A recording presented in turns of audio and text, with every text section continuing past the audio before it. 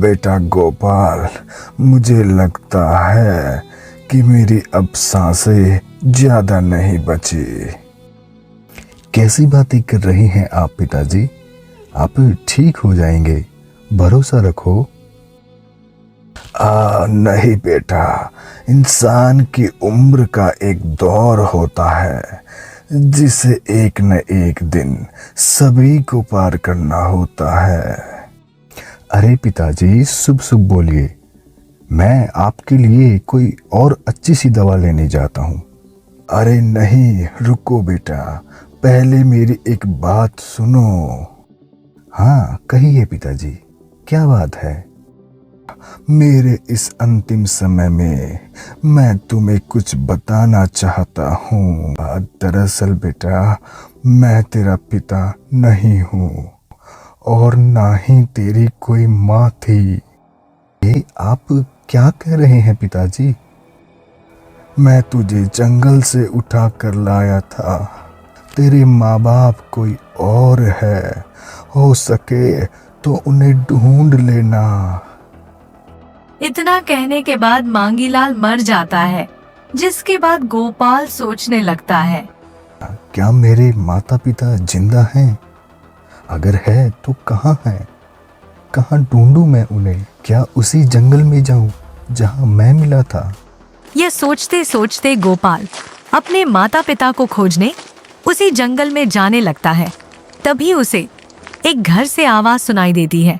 सुनिए जी, अगर हमारा बेटा हमारे साथ होता तो वह कितना बड़ा हो गया होता। हमें इस तरह दर दर भटकना नहीं पड़ता, वह हमारा सहारा बनता। हाँ, पर मैं उस दिन को याद नहीं करना चाहता जिस दिन हमारा बेटा हमसे दूर हो गया था। कहीं ये लोग मेरे माता पिता तो नहीं? जिस बेटे की ये बात कर रहे हैं, कहीं वह मैं ही तो नहीं? माफ कीजिए काका, मैं आपकी बातें सुन रहा था।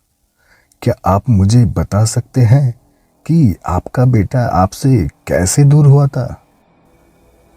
बेटा, कई वर्ष पहले जब हमारा बेटा 6 साल का था, वह घर के पास वाले रास्ते पर खेल रहा था। महाराज का रथ उसी रास्ते से गुजर रहा था। खेलते खेलते महाराज के रथ पर बच्चे ने पत्थर मार दिया, जिसके बाद महाराज ने उस मासूम को कारागार में उम्र भर के लिए डाल दिया। अरे अरे काका, कोई बात नहीं, आप रोइए मत। मैं उसे महाराज के पास जाकर लेके आता हूँ। बूढ़े आदमी से यह कहकर गोपाल वहां से चला आता है और कुछ देर बाद राजा के दरबार में आ जाता है। महाराज की जय हो। महाराज, मैं आपके सामने एक विनती लेकर आया हूँ। कौन हो तुम और कहाँ से आए हो? कहो, क्या फरियाद है तुम्हारी? महाराज, मैं आप ही के राज्य का नागरिक हूँ और मेरा नाम गोपाल है। जंगल के पास एक छोटी सी झोपड़ी में 2 वृद्ध पति पत्नी रहते हैं। उनका एकमात्र बेटा कई सालों से आपकी कैद में है। अच्छा, तो तुम क्या लगते हो उसके? कुछ नहीं महाराज, दरअसल मैं अपने माता पिता को खोजने जंगल में जा रहा था। रास्ते में मुझे वो बुजुर्ग मिले। उनसे मैंने वादा किया है कि मैं इस विषय पर आपसे चर्चा करूंगा। तो तुम हमसे चर्चा करने आए हो? महाराज, उनके बुढ़ापे का एकमात्र सहारा वही था। अगर उनसे कोई गलती हुई थी तो कृपा करके उसे क्षमा कर दो। उनके बेटे को छोड़ दीजिए महाराज। खामोश, तुम कौन होते हो मेरे सामने न्याय करने वाले? क्या तुम्हें नहीं पता कि मैं राजा हूँ और मेरे निर्णय ही इस राज्य का कानून है? कृपा करके उसे छोड़ दीजिए महाराज। सैनिकों, बाहर फेंक दो इस दुष्ट को। कब से हमारे सामने बोला जा रहा है। ले जाओ इसे मेरी नजरों के सामने से। गोपाल की आंखें भर आईं लेकिन उसने हिम्मत नहीं हारी। वह महल के बाहर एक पेड़ के पास बैठ जाता है।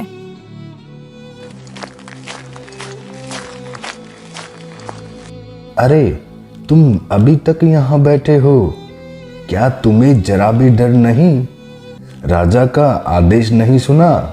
अगर अब भी यहीं रुके तो तुम्हें भी कारावास में डाल दिया जाएगा। मंत्री जी, मुझे डर नहीं लगता। मुझे जो चाहे सजा दे दीजिए, लेकिन मैं अपनी फरियाद वापस नहीं लूंगा। पड़े रहो यहाँ, मैं भी तो देखूं कब तक पड़े रहते हो तुम यहाँ। यह कहकर मंत्री वहां से चला आता है। तभी एक बूढ़ी दासी जो यह सारा दृश्य देख रही थी, वह गोपाल के पास आती है। अरे बेटा, सुनो, तुमने कहा कि तुम्हारे माता पिता से तुम बचपन में बिछड़ गए थे। क्या यह सच है? हाँ दादी, यह सच है। मैं जिसके साथ पला बड़ा, जिसने मुझे पाल पोस कर बड़ा किया, उन्होंने बताया था कि मैं उन्हें जंगल में मिला था। मेरे माँ बाप कोई और हैं। मैं जानती थी कि भगवान एक दिन यह पल जरूर लाएंगे, वह इंसाफ भी करेंगे। आप ये क्या कह रही हो? मुझे कुछ समझ नहीं आ रहा। बेटा, मैंने तुम्हें जंगल में छोड़ा था। मैं ही वो अभागन हूं जिसके हाथों से यह पाप हुआ था। क्या आपने मुझे जंगल में क्यों छोड़ा? इसका मतलब है कि आप जानते हैं कि मैं कौन हूं। हाँ बेटा, मैं जानती हूं कि तुम कौन हो, और मैं यह भी जानती हूं कि तुम्हारे माता पिता कौन हैं और वे कहाँ हैं। क्या राज है दादी? कृपा करके मुझे पूरी बात बताओ।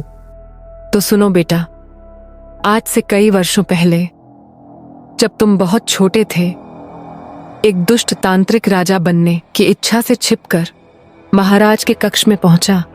उस कक्ष में एक छोटा बच्चा महाराज और महारानी थे। वह छोटा बच्चा कोई और नहीं, तुम ही थे। मैं सब वही छिपकर देख रही थी। सुनो राजन, अब समय आ गया है कि तुम अपना राजपाट मुझे सौंप दो। अरे कौन हो तुम और यहाँ तक कैसे पहुँचे? ये सब छोड़ो, तुमसे जो कहा वो करो, नहीं तो तुम्हारे साथ क्या होगा इसका तुम अंदाजा भी नहीं लगा सकते। जानते भी हो तुम किससे बात कर रहे हो? तुम राजा थे, अब यहाँ का राजा मैं हूँ। इतना कहकर तांत्रिक ने अपने काले जादू से राजा का रूप धारण कर लिया। उसकी शक्ल हूबहू राजा जैसी हो गई, जिसके बाद उन्हें वहां से गायब करके महल के गुप्त तहखाने में कैद कर दिया। तभी मैं तुम्हें बचाने उस कक्ष में पहुंची। दुष्ट तांत्रिक, ये तुमने बहुत गलत किया है। तुम्हें भगवान जरूर सजा देंगे। अरे बूढ़ी दासी, अब जब तूने यह सब देख ही लिया तो मेरी बात ध्यान से सुन ले। इस बच्चे को उठा और जंगल में फेंका, और अगर तुमने किसी को यह राज बताया तो तुम्हारा भी वही हाल करूंगा जो राजा और रानी का हुआ। और फिर मेरे साथ क्या हुआ? बेटा, उस दुष्ट तांत्रिक ने तुम्हें मारने का आदेश दिया। तो फिर आपने क्या किया? बेटा, मैंने तुम्हें जंगल में छोड़ा, लेकिन मरने के लिए नहीं, बल्कि इस उम्मीद से कि कोई नेक दिल इंसान तुम्हें वहां से उठा लेगा। यह सोचकर भगवान से प्रार्थना कि और तुम्हें जंगल में छोड़कर आ गई। हाँ, इसका मतलब मैं एक आम आदमी नहीं, मैं इस महल का उत्तराधिकारी हूँ, असली राजा का बेटा। और यह वही दुष्ट तांत्रिक है जो राजा बनकर महाराज यानी मेरे पिता की जगह बैठा है।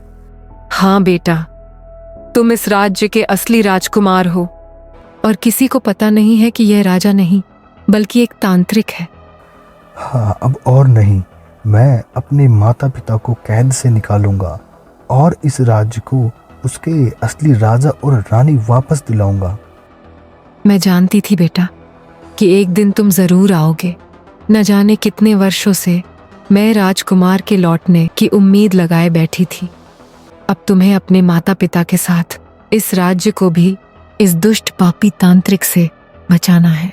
न जाने कितने निर्दोष लोगों को इसने मौत के मुंह में डाल दिया। दोस्तों, इससे आगे की कहानी आपको हमारी अगली वीडियो में देखने को मिलेगी, इसलिए आप हमारे चैनल को सब्सक्राइब करके हमसे जुड़े रहें। धन्यवाद।